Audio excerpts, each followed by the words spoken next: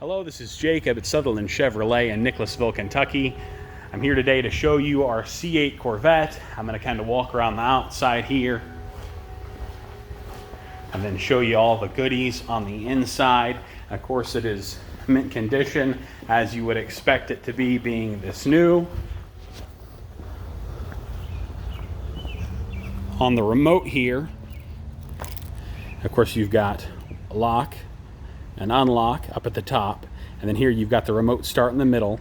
Then underneath that, on the left side, you've got your front release, and then on the rear you've got the actual engine compartment opening back there. So open up that as well and show you these. So you lift up on the front, you've got a nice little space for extra things here. Now, do note that you do have the Trickle Charger with this. If you're going to be driving the vehicle, once a week, it's probably not completely necessary. But if you're only going to be taking it out maybe a couple times a month, maybe once a month, then it's best to keep this thing fully charged. So that Trickle Charger is right here. You plug that up to an outlet in your home, and that way the battery does not deplete. Now, for closing this, what you'll want to do is lower it, okay? And then it's going to click twice. So you press it down once, you'll get that first click, and then you want to make sure you get that second click. That means the hood is fully engaged. Now, if I go back to the engine compartment here, I've already released it, so I just need to pull it up. And that brings up, this is your area. You can use it for storage. You can also use it for the top. So of course the top comes off, can be stored back there. And then you've got the actual engine compartment here. So they've got the awesome red cover there to help accent, with the red interior on the inside. So it looks fantastic. And for closing this, it's kind of the same thing, but a little bit different. You've got this handle up here, which you can use to help lower it. And then you get it to this point, okay? And this time it'll click just once. So I'll press in, it'll click, and then it'll actually pull itself down and that until it's engaged. So front clicks twice, rear clicks once. Here on the driver's side is your fuel access. Now I'm gonna open it up here. Gotta wait for the mirrors to fold out. There we go. And kind of go over the interior with you. So I'm going to start it up. Okay, you've got a bunch of different buttons to play with here, okay? Of course, you got adjustable mirrors up here on the door. You've got, of course, the mirrors fold in and fold out like I was waiting on them to fold out when I opened the door there. And then underneath that, of course, you've got your windows up, windows down, pretty standard stuff. Over here on the far side of the door, you've got your memory settings for the seats. So really nice if you've got multiple drivers for the vehicle. And then I'm going to open the door here to show you this. So the door release is right here. It's electronic. So you'll press it and then open the door. And then ahead of that, you've got your locks and unlocks. And then down here, a lot of people don't notice this, you've got two hidden buttons. So that's for the back hatch or the engine compartment release, and the front release up there up front. So I like to go over that with people. Up here, there's a lot of buttons and a lot of things to play with. Okay, first things, they went with this Cockpit Design for the C8, so it's pretty different than a lot of our other vehicles. You'll notice that all your different creature comforts on the inside, as far as the AC controls, are all located right here along the as part of that Cockpit Design. So you'll start with the driver, of course, up at the top, and the passenger down at the bottom.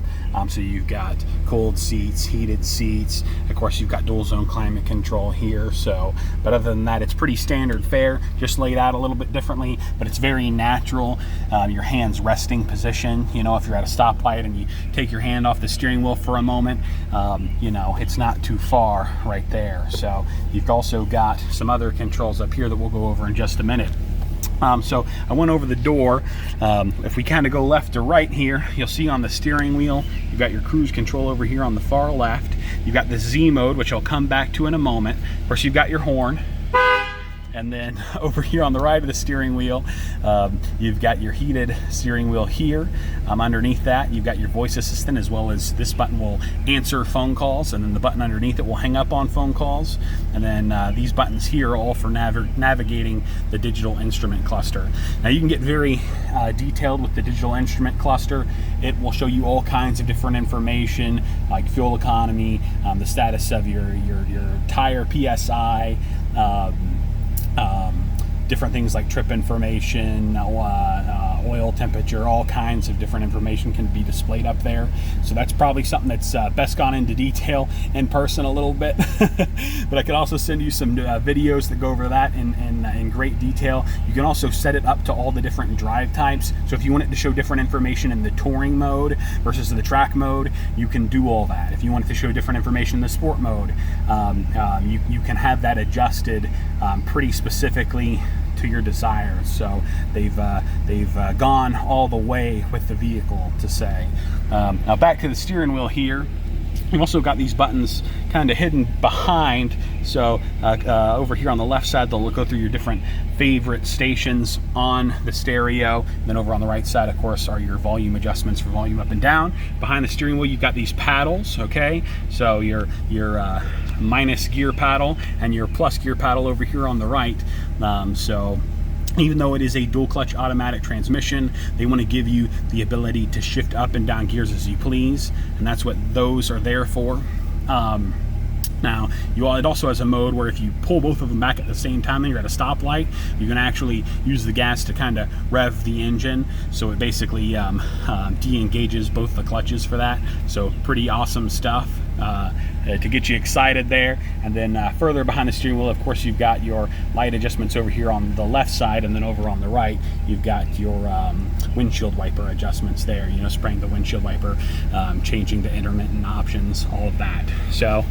Now you've also got the heads-up display, which I'm going to try and show you here, but I don't know how well my camera will pick it up, and it doesn't look like it's picking it up almost at all. You can see it kind of flashing there, but in real life it is not flashing. It's just the refresh rate between how often it's being displayed up there and my phone. They're out of sync, so it's not picking it up all the time, but I promise in real life it's staying up there. So now here on the display, you've got a bunch of different options.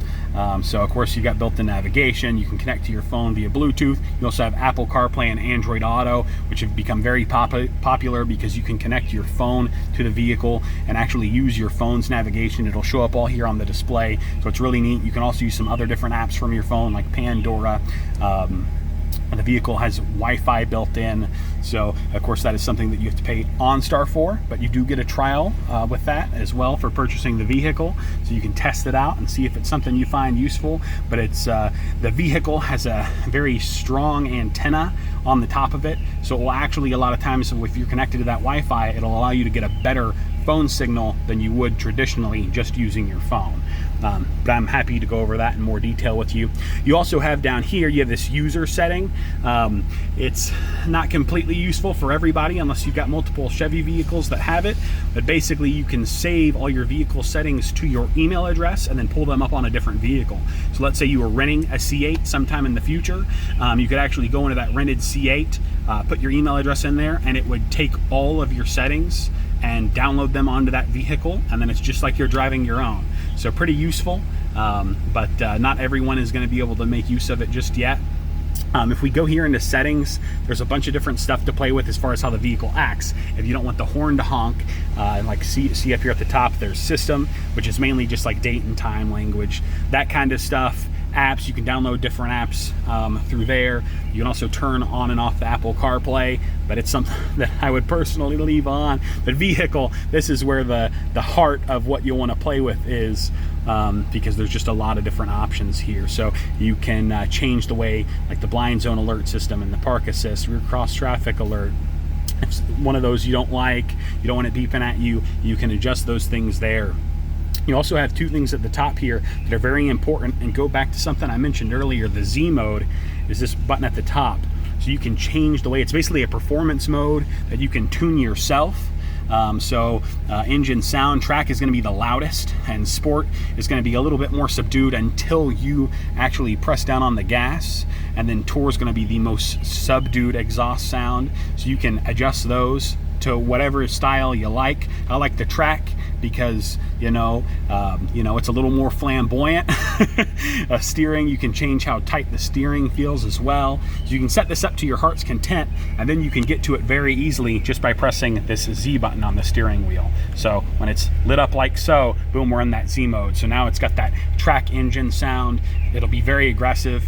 I don't want to scare anybody, so I'm not going to press on the gas at the moment, and then if I press it again, it goes right back in to the touring mode that I currently have it on. So really awesome. You also have a My mode, which you can set up as like an alternative to the touring mode, to the regular driving mode. So it doesn't have as many options for that. But it still gives you some ability to customize it and then easily get to that. Now, as far as changing, because I know with a question that's going to come up immediately after me talking about that Z mode, is how do I change my modes for when I'm driving the vehicle? And that's really simple. So you've got this little dial here hidden underneath this this nice little almost like a guard, so you don't accidentally change anything. It almost makes it feel like I'm going into some power mode or something, which is what it is. But if you turn it to the right, you'll see down here at the bottom of the display, it'll change. So now I was in touring before, where you've got that little straight road there. That's your normal everyday driving. You're gonna get the best fuel economy in that mode. That's the mode where you'll still have cylinder deactivation. If I turn it to the right, it'll turn it into sport mode, which is a little more aggressive. If I'm on a back road and I want to kind of get into it a little bit, put my foot down on the gas. That's what the sport mode's there for. The track is going to be your highest performance mode. Kind of a no holds barred mode. But that's kind of your go all out situation there. And if I turn it to the right again, well, it goes to the track mode. Now if I turn all the way to the left, so back to tour where we were, and then I turn all the way to the left, so even further I can get into that My mode, which is your custom setting, mainly meant as like a touring option. So, but plenty to play with just right there. Of course, you have your climate options and things underneath that, your ride height. So this vehicle does have a lift built into the front of the car. So you can actually press this little button here, see it in the middle, right above the mode selection knob. So it's right there in the middle, and that will actually lift the vehicle up about 2 inches. So it's really nice. This car is kind of low to the ground, as it should be. It's a sports car. And so if you're about to go over a bump, you can hit that button and it'll raise it up 2 inches so you can get over that bump. And the vehicle will actually remember the location. It's an absurd amount of locations. It's in the thousands. So it's an amount that you'll never actually use up. But this has it so that now next time you go back to that bump, it will actually remember that location and automatically lift itself up. So it's a really neat technology there. They thought a lot about the production of this vehicle. Since I'm already over here, I'll show you a couple other things. So this button here will turn your traction control off. You'll see that light pop up there in the top, and I'll zoom in for this, but in the top right side of the cluster there. Let's go back to where I'm kind of zoomed out. And then over here on the far right side, that'll bring up your front camera. So if you're trying to park and you want to make sure you don't hit that curb, you can bring that up just at the touch of a button. Very nice to have.